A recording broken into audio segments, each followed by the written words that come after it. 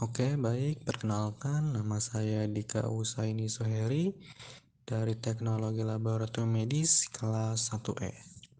Kali ini kita akan membahas tentang HPLC atau High Pressure Liquid Chromatography, juga dikenal sebagai kromatografi cair kinerja tinggi atau kromatografi cair tekanan tinggi. HPLC biasanya merupakan kromatografi kolom yang dimodifikasi dalam kromatografi kolom dengan bahan penyerap seperti silika dan fase gerak. Pada HPLC, pompa bertekanan tinggi dipasang dengan kolom pompa bertekanan tinggi dapat menghasilkan tekanan tinggi hingga 40 megapascal. Kolom diisi dengan bahan penyerap yang mempunyai ukuran partikel sangat kecil. Partikel kecil ukuran memberikan luas permukaan yang sangat besar bagi molekul sampel untuk berinteraksi. Akibatnya, efisiensi pemisahan meningkat memberikan resolusi tinggi. Mari kita lihat komponen HPLC. Kolom terbuat dari baja tahan karat yang dapat menahan tekanan sangat tinggi hingga 40 megapascal.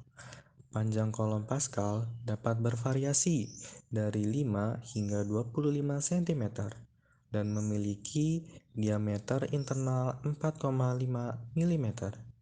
Laju aliran fase gerak ke kolom biasanya 1 hingga 3 mili. Fase diam seperti yang dibahas sebelumnya, fase diam dibuat dari bahan adsorben yang mempunyai ukuran partikel yang sangat kecil. Ukuran partikel dijaga seragam untuk mendapatkan kinerja yang lebih baik. Biasanya, silika yang dimodifikasi secara kimia dan benzena biasanya digunakan sebagai fase diam. Fase gerak campuran pelarut yang berbeda dapat digunakan sebagai fase gerak pelarut yang digunakan tergantung pada jenis molekul sampel yang akan dipisahkan. Pelarut fase gerak dapat bersifat polar atau non-polar. Fase gerak biasanya disimpan dalam reservoir pelarut. Reservoir pelarut dipasang untuk pompa yang memompa fase gerak pada kolom bertekanan tinggi. Tepat sebelum kolom terdapat injektor yang memungkinkan pemasukan sampel pada kolom. Detektor. Guna mendeteksi sampel yang keluar dari kolom HPLC dipasang dengan detektor yang berbeda jenis, seperti detektor UV, detektor IR, detektor fluorensi, detektor indeks bias, spektrometer massa, detektor elektrokimia. Detektor dihubungkan dengan komputer yang mengumpulkan informasi. Sekarang, mari kita lihat cara kerja HPLC. Saat molekul sampel dipisahkan dan dideteksi oleh detektor dan puncak diperoleh di komputer puncak, ini diplot sehubungan dengan waktu retensi. Untuk mengidentifikasi komponen, kita perlu memiliki standar. Mari kita pahami ini dengan sebuah contoh. Mari kita lihat. Saya menjalankan glukosa sebagai sampel kita dan puncak glukosa diperoleh pada 5 menit. Selanjutnya, kita menjalankan sukrosa sebagai sampel dan puncak sukrosa diperoleh pada menit ke-8. Sekarang, kita menganalisis sampel yang tidak diketahui untuk mendeteksi gula yang ada di dalamnya. Banyak puncak diperoleh dalam kromatogram. Puncak yang diperoleh pada 5 menit menunjukkan adanya glukosa. Namun, tidak ada puncak pada 8 menit yang menunjukkan bahwa sukrosa tidak ada dalam sampel. Dua puncak lainnya masih belum diketahui karena kita tidak memiliki standar untuk membandingkan waktu retensi. Beginilah cara sampel detektif dilakukan dalam HPLC, dan untuk pendeteksiannya kita harus memiliki standar. Menggunakan HPLC juga memungkinkan untuk mencari konsentrasi sampel, tetapi sebelum melakukannya kita perlu memiliki kurva standar. Katakanlah, kita mengambil konsentrasi glukosa yang berbeda dan menjalankan melalui happy LC. Puncak glukosa diperoleh pada 5 menit dan dengan peningkatan konsentrasi glukosa, area di bawah kurva meningkat.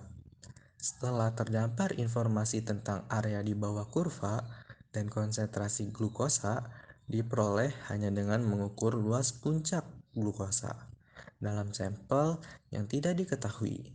Konsentrasi glukosa dapat diperkirakan. Sekarang, mari kita lihat berbagai jenis happy LC. Fase normal. Happy LC jenis ini fase diamnya polar, sedangkan fase geraknya non-polar. Biasanya, silika lebih disukai sebagai fase diam karena silika mempunyai gugus SiOH yang memberikan sifat polarnya pada keadaan normal. Fase happy LC molekul polar tertahan pada fase diam, sedangkan molekul nonpolar bergerak cepat ke bawah kolom dengan fase gerak. Fase balik happy LC. Dalam metode ini, fase diam adalah nonpolar, sedangkan fase geraknya polar.